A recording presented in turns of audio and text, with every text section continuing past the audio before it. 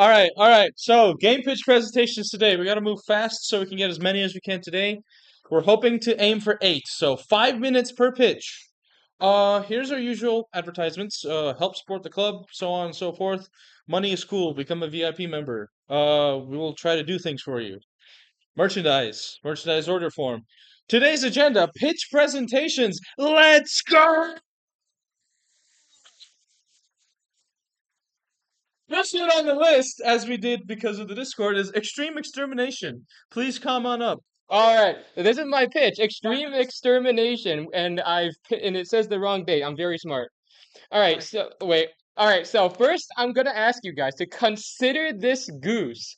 Ask yourself, does anything stand out about this goose? Is anything wrong with it? I'll answer any questions. Raise your hands. You. Ah, that's good to know. That's the spirit. Would you think this goose would do anything wrong, anyone? Yes, yes. Thank you, thank you. Would you trust this goose with your child? No. No, you would not. Would you kill this goose? We got the answer already. Yes. All right, so this is why we're going to exterminate this goose because geese are evil. They have sharp teeth and they shoot snot and mucus at deadly speeds. It killed my friend Eric once. And the average goose burns down at least 5 orphanages a day. This is a true fact. They eat babies and dogs to extend their lifespan. This is an abject fact. The source, it was revealed to me in a dream. Geese conspire to overthrow humanity and are responsible for both World War II and the Vietnam War, which is what. And they also, on top of all that, they jaywalk. Makes a lot of sense in retrospect. Yes, so this is why we need to kill this goose. So we have a few solutions to the existence of geese. So did you know that World War II, the Cold War in Vietnam, they are distractions so that geese in trench coats can assume positions of power. Half of our politicians are actually 3 stacked geese in a trench coat. So as you can see, geese are not to be underestimated. We need to use everything on the Geneva shopping list to purge their invisible hand from our green earth, such as high explosive rounds, goose-seeking missiles with state-of-the-art pigeon guidance systems, plasma, and last of all, nukes. Good to know. So here's the plan. The game we're gonna have it's gonna be a shoot 'em up. If you've heard of 1945, just that with geese and also their special weapons. The story, it's just one guy that hates geese because they stole his dog. Uh, and the art style, yeah. So if you've heard of Castle Crashers or Epic Battle Fantasy 5, that's what the art style is gonna be because they're just cartoons and they're really funny. The minimum viable product, you get to shoot geese. Maybe the geese can shoot back. Maybe there's a boss. That it's just a little thing so that we can actually make something if you're with me here. So here's the inspiration. On the right, well, actually that would be your left. left, you would have a whole bunch of shoot 'em up bullet hell games. Here's the art style inspiration on the my left, and then in the middle is story inspiration. And the inspiration I forgot to put here is there's stupid not gifs, stupid pictures on the internet where geese have human arms, and I thought they were really funny, so I just made that a game. I got in trouble too many times laughing at those images in high school. All right, so here is some. There's one of them right there. All right, so here's what you do. You shoot geese to win. That's how you play. However, you can feed off the blood of geese to charge your special weapons, which let you kill more geese, therefore you get more blood. That means you kill more geese. And last but not least,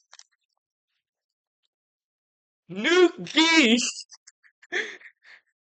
It's a bomb mechanic like every shoot 'em up game has, probably.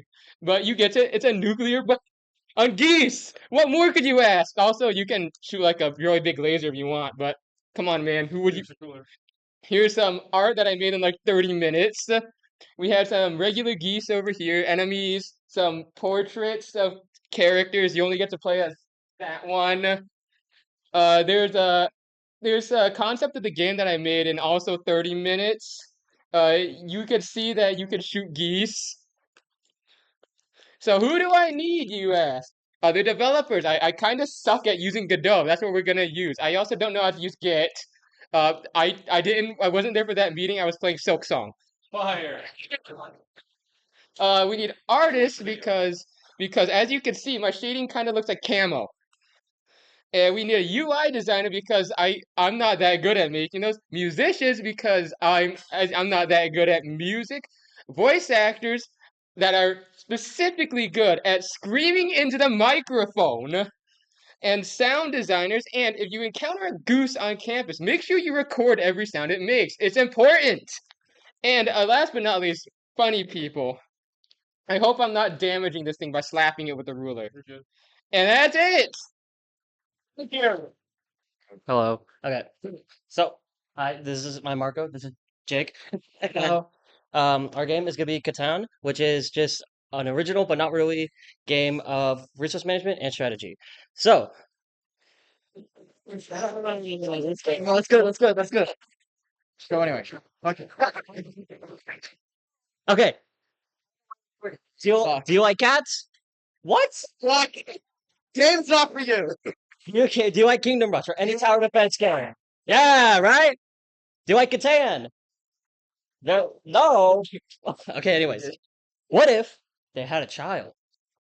Plus, they bought some kitties. Well, we're going to present Catan. Combining the elements of Catan and your favorite tower defense games, this game will challenge players to strategize their resource management while defending against the waves of the undead. Okay, so the basic story is like long ago, an oracle spoke of a necromancer that was fated to wipe out the kingdom of Kitan. This legend, long forgotten, has come to light when the kingdom comes under fire as zombie cats rise up in a nearby village. And your job is to fight off the hordes of zombies and to stop the kingdom from collapsing.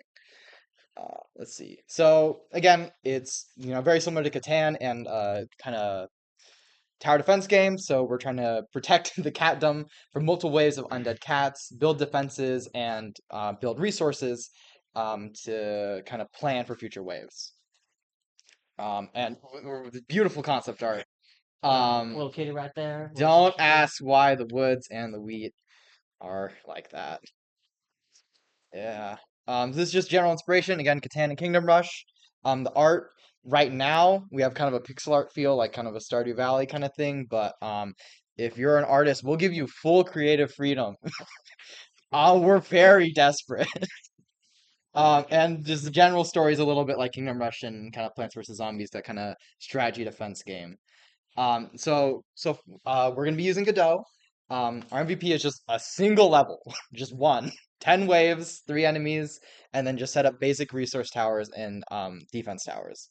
The stretch goals are a lot more levels with an extended map, branch towers for upgrades, more towers than just the basic 3, an endless game mode, and a roguelike game mode for some reason. For some reason. So, Here's what we need. we're looking for programmers.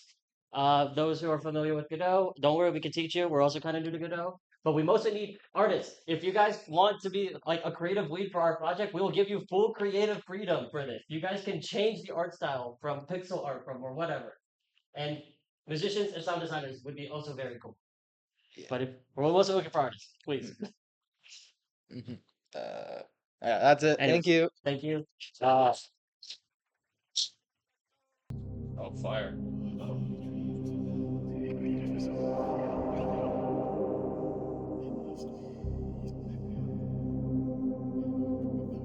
It's an audio intro test.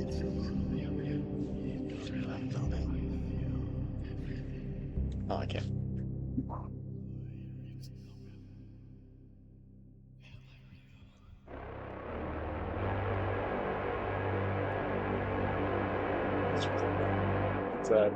No, it's too late. I mean,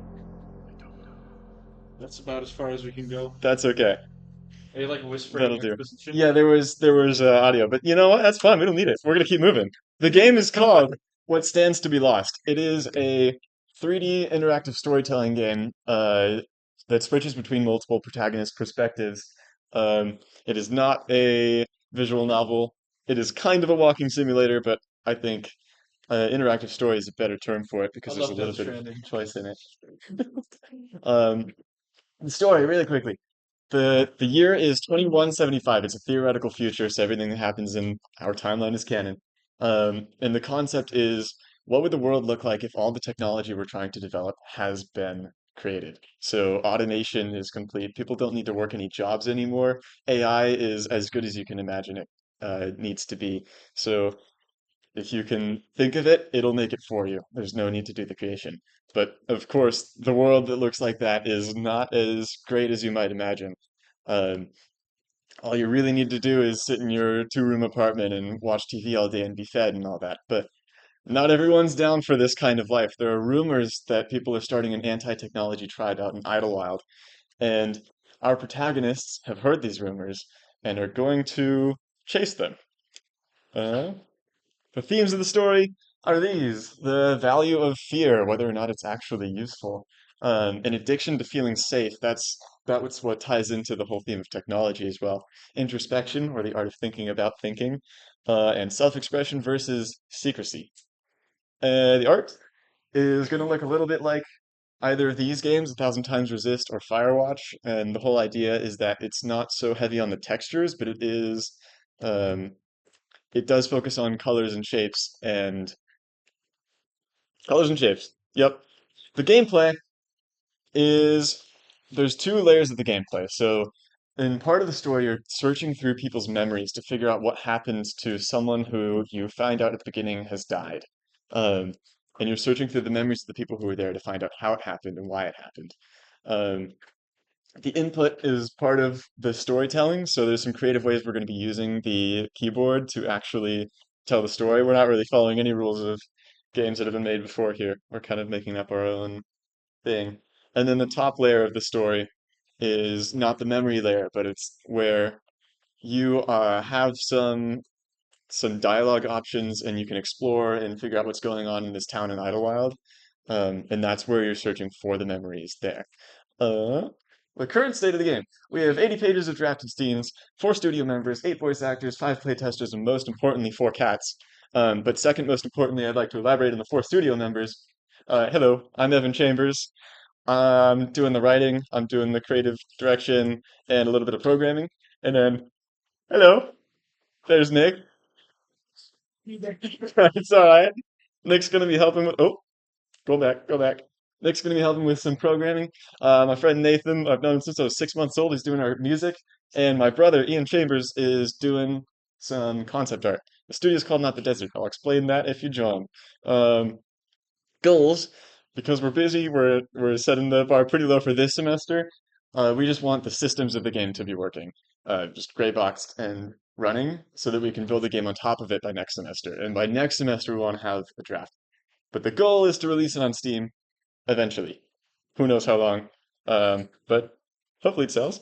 We are looking for 3 artists. There's a parentheses around the S because I don't know if we need 1 or 2 or what. It's up to whatever you convince me we need.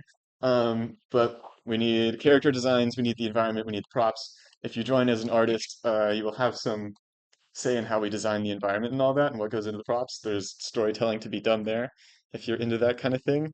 Voice actors, we have there are 2 characters that don't have voice actors right now, but I know I'm going to be writing more characters on top of that, so at least 4 voice actors on top of the 8 we already have, or was it 9? I forgot. And then we'll take anybody who wants to play test because why not? I think that's all I've got. Anyways, our game is Gloaming Coast. Concurrently, the game is already being developed. We've been working on it since June, so this is more so of we're looking for more developers. So, our quick 2 sentence pitch: the game has you choose a character where during the week you solve mysteries and unearth what's happening to your city. Will you be able to find the reasoning behind such events, or will you succumb to the horror that presents itself? The setting is a 1980s, 1990s type of synthwave, vaporwave aesthetic. It is a fictional transition town known as Suncliffe, California. Or sorry, not California, Florida. There's a lot of politics that come into it, as well as Lovecraftian and horror genres. The game is going to be eerie, and mostly the gameplay loop is going to be a roguelike single-player RPG, taking from the likes of the games World of Horror and Darkest Dungeons. Now we also use turn-based combat from from Dungeons and Dragons, as well as some of their other things. As I showed, the combat and interaction, as within the game, there will be skill checks that the player must succeed, pass through, and overall, the vibe and mythology is very conflicting, but we kind of play into those things. Now, this is what we have concurrently for our game. We have a type of system. Time is taken into account as well as stats. The game is not meant to be more so new player friendly, but it is for those who like a more complicated game. This is for them.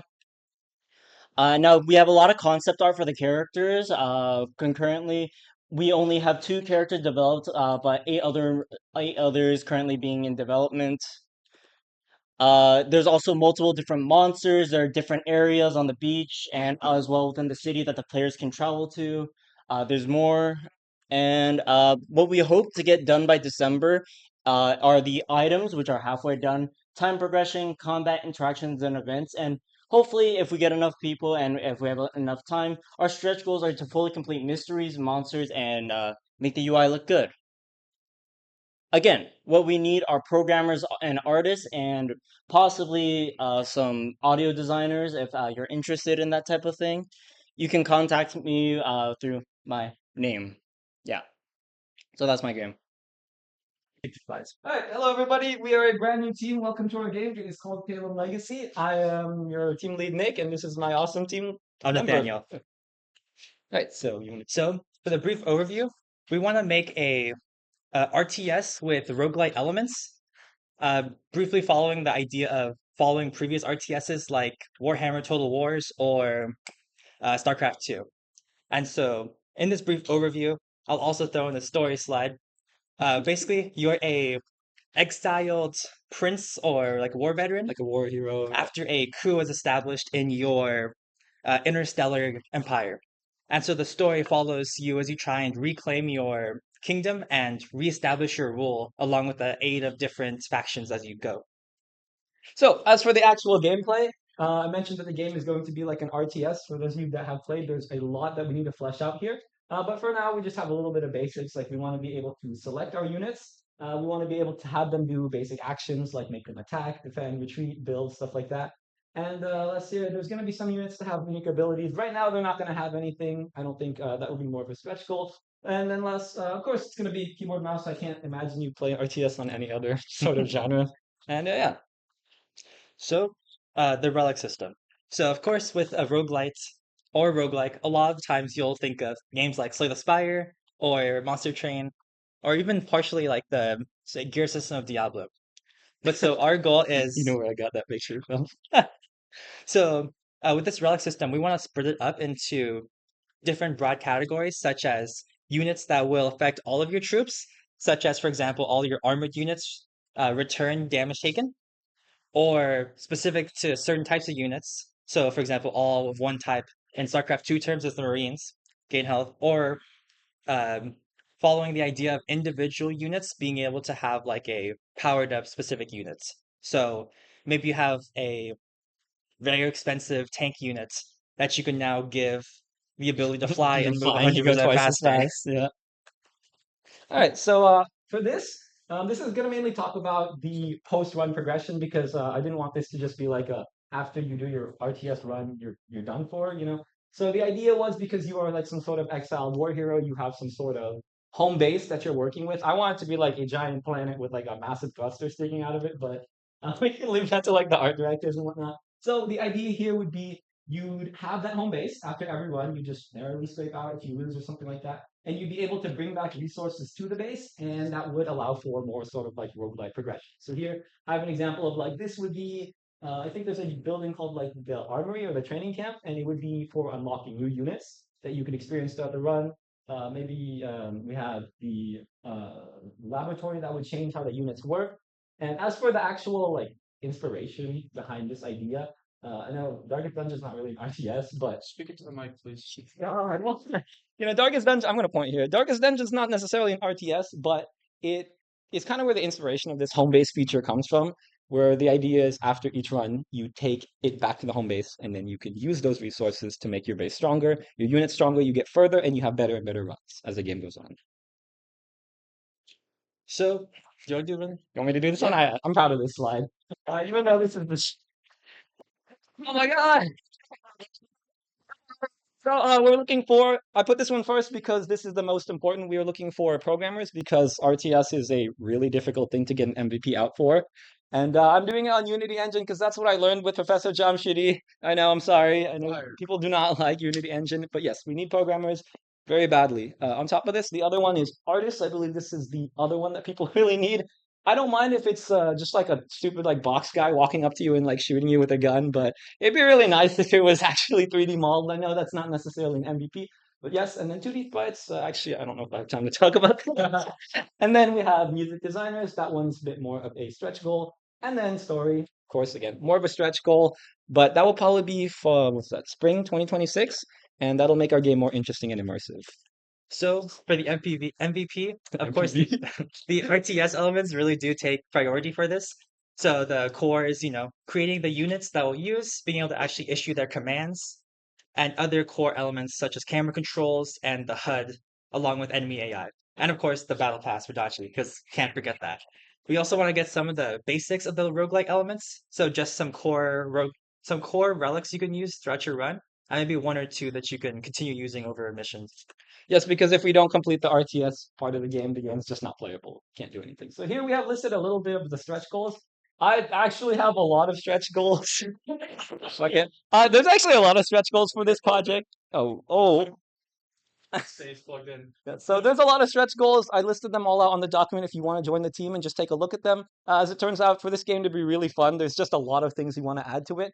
Again, I'm fine if you just have like a simple one map and then a guy with a box shooting you and you have to gather resources like an RTS.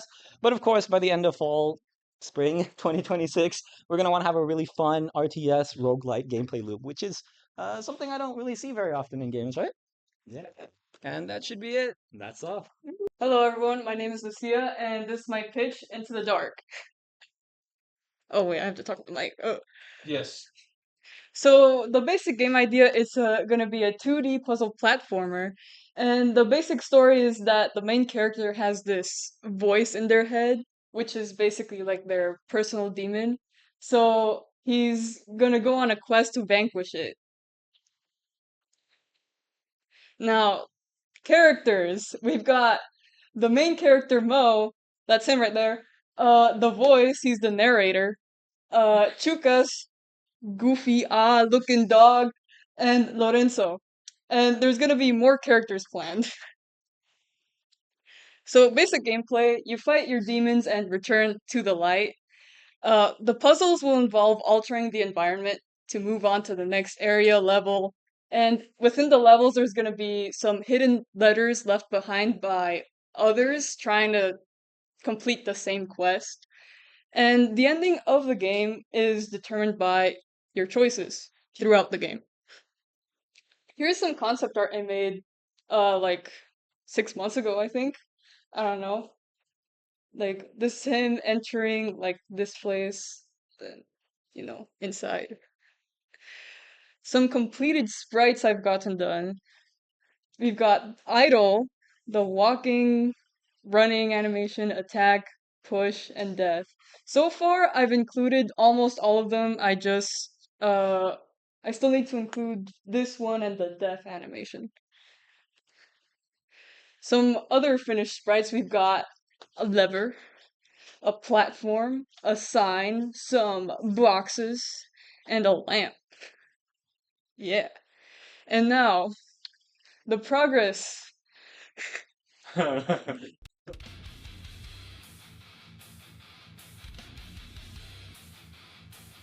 Yo, that's further than Heathen has ever gone.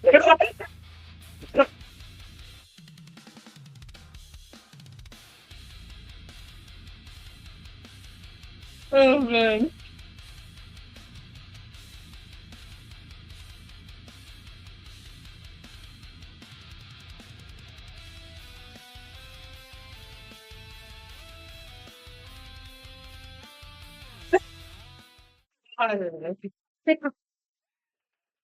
Yeah, that's right. Yeah. So basically, the MVP is already done, but I would like to, expand on it. Yes. the inspiration is Limbo for the art style and the puzzles. So the art style, well, as you can see, it's mostly black and white and pretty minimalistic and simple. Now the MVP, well, the MVP, as you can see, it's already done, but I would like to get 3 levels done this semester, plus a little bit of the script. The stretch goals for this semester would be more levels, a small boss fight, and some cutscenes, basically. Some long-term goals of mine are to, well, finish all the levels and complete the story. Now, tools. Well, we're using Godot in GDScript. I've been using Sprite, but I've also used Piskel, which is a free alternative. I know LibreSprite, Libres, yeah, is also pretty good alternative, and GitHub, yeah, GitHub to share code. Now, help needed. Some programmers. I have a little bit of a dialogue system going, but still need some work. And some puzzle mechanics for each level. Some artists for backgrounds, characters, animations, etc. Writers for the story, the hidden letters, and some dialogue. Level designers, and musicians. Now, if you're still on the fence about joining this team, I'd like to take a moment and please consider this. Thank you. Okay, so this is my game Modula. It is a modular toy box tower defense game. Thanks to Jacob Carrasco for the idea. This is his idea. I'm just stealing it because he let me. So the basic idea is that Modula is a tower defense game where every tower is unique. You can build up custom towers using tower blocks that you buy from a randomized shop every wave. You can stack the blocks to assemble towers, and different blocks add different effects.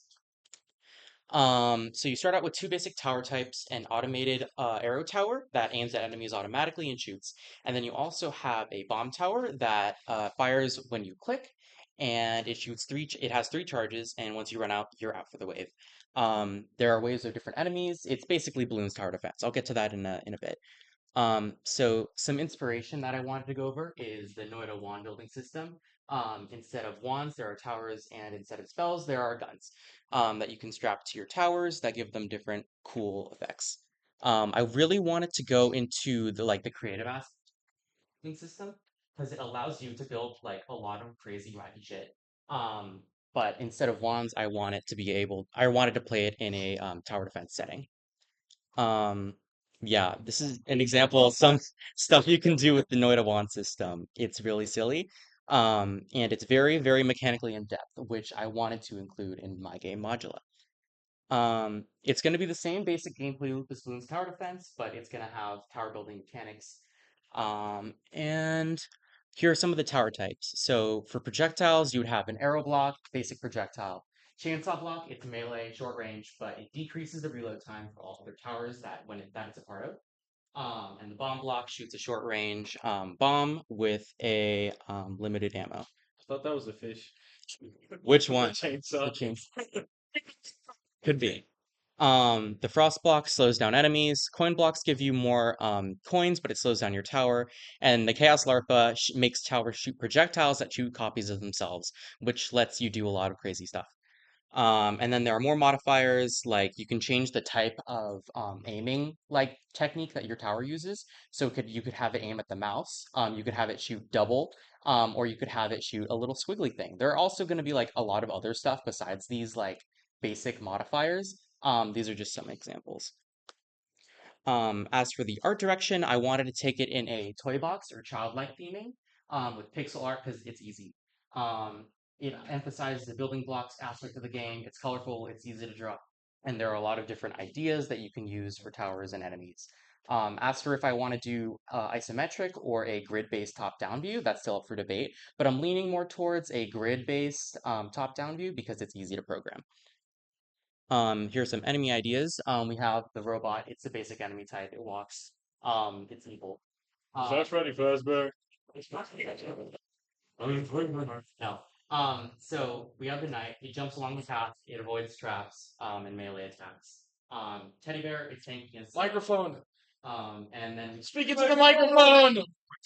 Over here. Ready? God. That's the thing. Contraption. So yeah. Too far. So we have the teddy bear. It's tanky and slow, and it ignores status effects, and it's very scary. And then we have the car. I'll let you come to your own conclusion about the car. And that's it. Thank you for listening. All right. Let's start. Okay. For the Blue Basin! For the farmlands! Ladies and gentlemen,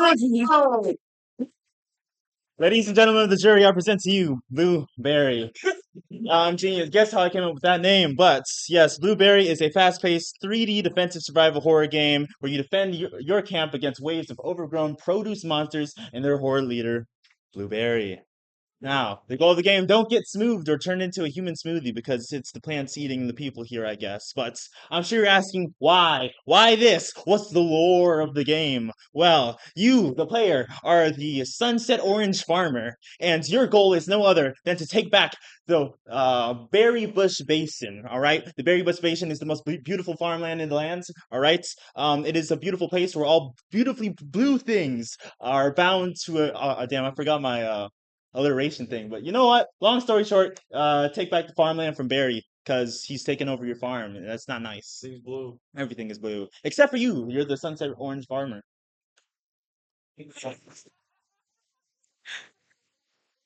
Yeah.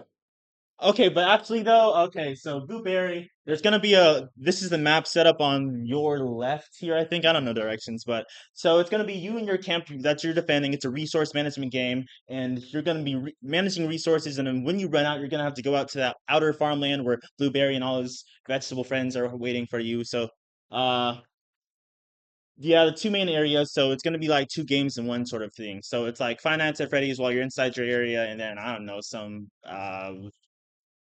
amnesia when you leave. I don't know. But yeah, so it's gonna be multiple nights the game occurs. So each night there's gonna be a new monster, like blueberries, just blueberry the first night, and then second night, I don't know, like a shredded corn cob monster. I don't know, something like that. Yeah, that's everything for that side. And here are the inspirations. Yeah. Which one did you know? Oni. Yep, Ioni, great, amazing RPG Maker game. That's where I got the idea for Blueberry. Five Nights at Freddy's, of course, the OG defensive horror game. Yes, the convenience store. So this is a low poly horror game like PSX, PS1 style. So convenience store by Shilla's Art. That sort of style, same as I have Iron Lung on the bottom left and Granny. I don't know if it's right or left for you guys. I can't do directions, but yeah, that's where the art style's leaning towards. Is the old that is the convenience store. That's like yeah, that's sort of the art style-ish, right? And then that red area here-ish. That is from Poppy's Playtime Chapter 3. We're fighting against I just thought that was someone's yeah. grandma. That's to capture the sort of like the defensive horror game where you're managing resources, doing a bunch of things, multitasking, trying to keep the bads outside of your base or whatever. But the actual MVP, so I'm looking for the basic map layout, which is what we saw here, the outer farmland, your camp. Then one monster, probably going to be Blueberry. If we can get more monsters, that'd be crazy, but that's not happening, gang. One defense mechanics that you can use to keep out the monster, and one exhaustible resource that you'll have to run out of and then get more of by exploring the outer farm area. And then difficulty scaling. Again, it's multiple nights, so as the night progresses, maybe Blueberry is going to get more aggressive, and that will also apply for the more monsters that won't get implemented because it's an MVP. And then, how can you help with Blueberry? Programmers, please! I don't know how to do anything, gang. We're going to be using Unity. Yeah, I need enemy AI, please. 3D modelers, big emphasis here. You do not need any skill. This is a low poly game. If you're a 3D modeler who's in the past signed up for game pitches and don't do anything because it's too hard, this is your game, bro. Like you just put something together. Band models. Yeah, Subsidized they were. you can download Blender today. Frick. Yes, today, and you're goated. Okay. Number 3, I need artists. I need artists, please. I cannot draw. Design more monsters. Yeah, and just join the vibe. It's funny, stupid game, low pressure project. Let's go. Thank you. Don't kiss me. I guess from what you can see, Toku, I basically shortened out because I don't have a final name for it yet. So, I guess for some confusion, what is Toku? Well, it's a Japanese term for live action shows that have heavy use of practical special effects. As you can see on the list, any of you guys know any of this? Okay, I see just one or two. Okay, yeah. But basically, this is what I want to base my games on. What's the game pitch? I'm doing it based on Kamen Rider. So an example would be like the current Kamen Rider, like for this year's, that's if you guys want to know or have any more information. I want to do it single player. As for gameplay inspiration, I'm doing it based on the fact that there's things like Devil May Cry, there's Batman Arkham Trilogy. I want to make it single player, so I'm focusing on games like those. As for the other two right here, these are like Kamen Rider inspired games that are online that you can probably see for info about like what's it about if you want to do it by gameplay standards. Since it's bad in terms of like I guess gameplay if you can ever played it before. Anyway, it's not much, but help wanted everything. I'm just trying my best to make it for once. I think I've been in this club for a few years, but never actually participated much, so try to. Yeah. Anyway, this is either might be the final or like the other one because I feel like I did. Oh yeah, here it is. Goal for the end of semester, just a basic UI, 2 characters, some combat, and just but maybe it's just like if we can do something like this. Since honestly, this is just novice work. I'm just starting out. And that's it, like in terms of slides. So if any other questions, then just ask me quickly. Or if not, then yeah. Oh, that was a good one. Yeah. I think you got a musician on your team now. Do you have any ideas for what the story might be, or like designs, anything like that? Yeah, I do have a few designs, but not like an actual paper one. More of a design based on like facts. I'm using inspiration from Kamen Rider, so I know how I'm trying to like put the gameplay as or like how I'm formatting it, but not like an entirely like written up everything like that. Is this like a Kamen Rider film game, or is it just based like? No, I'm doing it as base since I do have inspiration, but as a fan game, I want to try to actually like, make one my own. So I say Toku as that because if you try to do something like a fan game, you're gonna be like no money and stuff like that. But at the same time, if you do want to do it, you have to make sure you don't like barge into IP rights and stuff like that. So not actually that, but you have to call it under a different name. Anything Sony adjacent, they will come for you. That's why. So Rest in it's peace, Bloodborne card. that is that is why I put just Toku. I'm just putting it as the category I'm doing my inspiration on. So, is that all the questions? Alright, I think I can end this now. Thank you. And that concludes our meeting for today because that's all we have time for and we have to get out of here.